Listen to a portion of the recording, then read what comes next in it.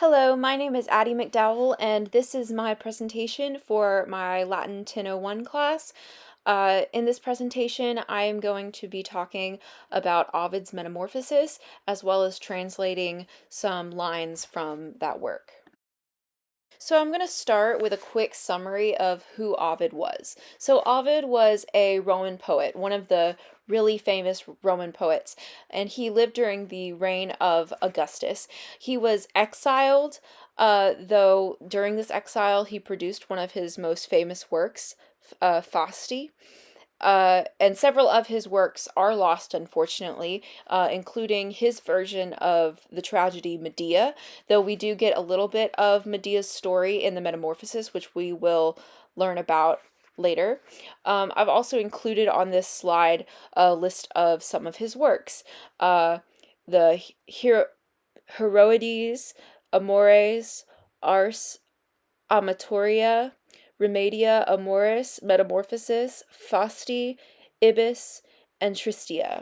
I did look through our book, Wheelock's Latin, and I was able to find one quote and translate this quote by Ovid, Supera animos et iram tuam, which means conquer the spirits and your anger. So this is a quick timeline of Ovid's life. Very, very quick. I found several sources giving several different timelines, and this is just kind of hitting the key points that's relevant to this presentation. So in 44 BCE, Julius Caesar was assassinated, and Augustus was made the emperor. A year after that, in 43 BCE, Ovid was born on March 20th at Sulmo. And then from 1 to 8 CE, Ovid wrote the Metamorphosis, and at the end of that, at 8 CE, Augustus exiled Ovid to Tomi. And then 17 to 18 CE, Ovid died in and around his 60s. So to really make this presentation relevant to something that I truly, truly love, I decided to base all of my translations from the Metamorphosis on a copy of an interlinear translation that I own. It's an 1889 copy, copyright by Charles de Silver and Sons. The title page reads Hamilton, Locke, and Clark series, selections from the Metamorphosis and Heroides of Publius Ovidius Naso, with a literal and interlineal translation on the Hamiltonian system as improved by Thomas Clark. On this slide, you can see how an interlinear translation works. This is a picture from the book I'm using, and it essentially has the Latin on the top and then English following below it. I read this translation, and it did take me a little while, but I did end up reading this translation for this presentation, and I thoroughly enjoyed it. That being said, the interlinear format is much easier for a translation educational format than it is for reading. So I do not recommend an interlinear translation for reading Metamorphosis, but it did come in handy with the translations, which we are about to get to. So the first story that I've selected a line from is the story of Arachne and Athena. And Athena is the one speaking here. So she says, Improba vive quidem, tamen pinde que necis secura futuri, eadem lex poente esto dicta tuc, generi que seris nepotibus. In the book, the translation is, Wicked woman, live indeed, yet hang, and lest thou mayest be secure of the future. The same law of punishment be said to thy race and to late posterity. My translation, before I read the interlinear translation, was, "Disloyal woman, live indeed, nevertheless hang on, that you do not be secure in the future. The same law be said by the poet to the generations and that series of grandchildren." Essentially, in this quote, Athena is turning Arachne into a spider and condemning all of her future descendants to be spiders as well, after she lost the weaving contest between her and Athena. The second story that I pulled a line from is the story of Jason and Medea, which Medea has a much longer story, as does Jason, but this little clip is just kind of in their meeting. So Medea says, "Jason semper debebit se tibi, junget te sibi solenni face, que celebrare servatrix per pelascas urbes turba matrum." The translation in the book was, "Jason always will owe himself to thee. He will join thee to himself with solemn torch," otherwise marriage, "and thou wilt be celebrated as a preserver through the Grecian cities by a crowd of mothers."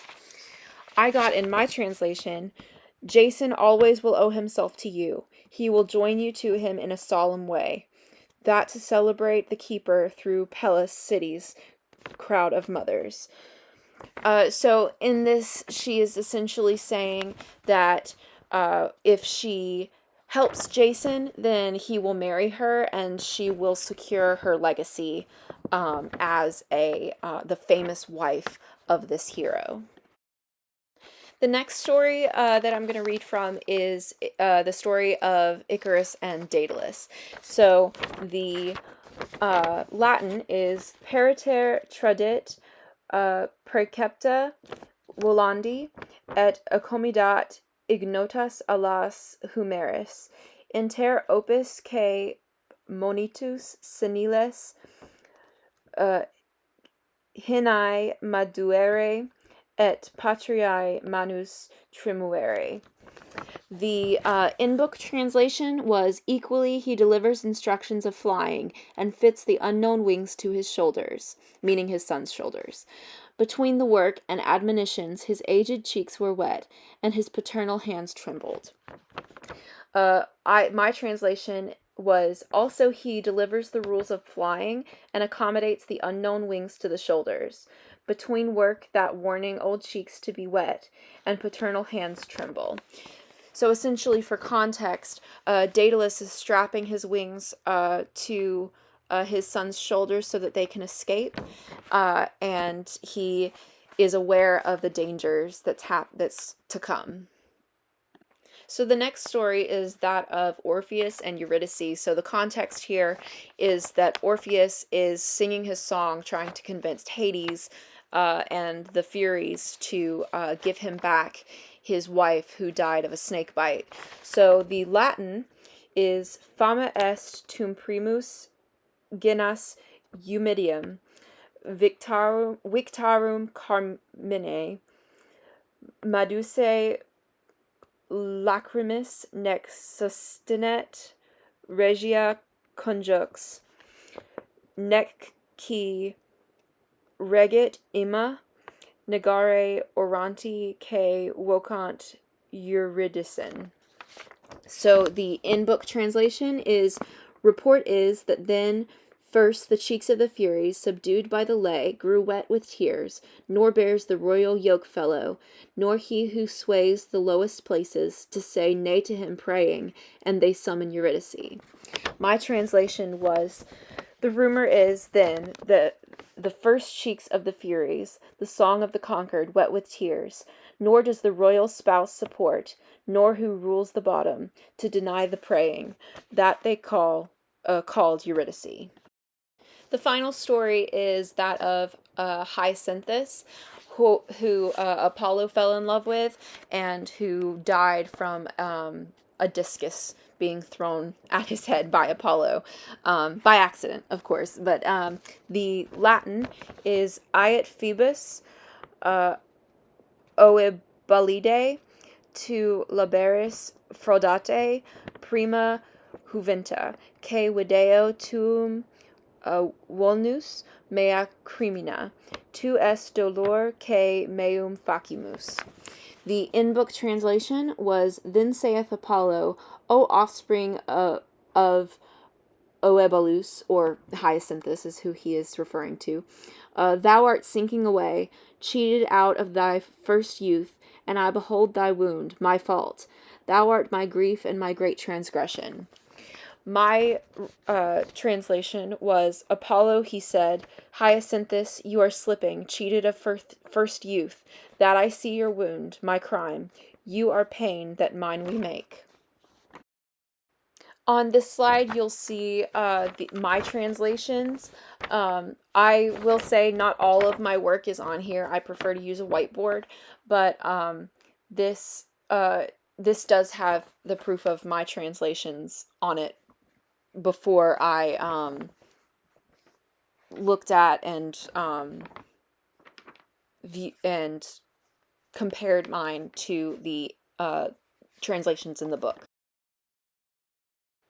Thank you so much for listening, and if you are still interested, feel free to contact me at my email address, and I'd be more than happy to share any scans or pictures from this book with you. So, thank you so much.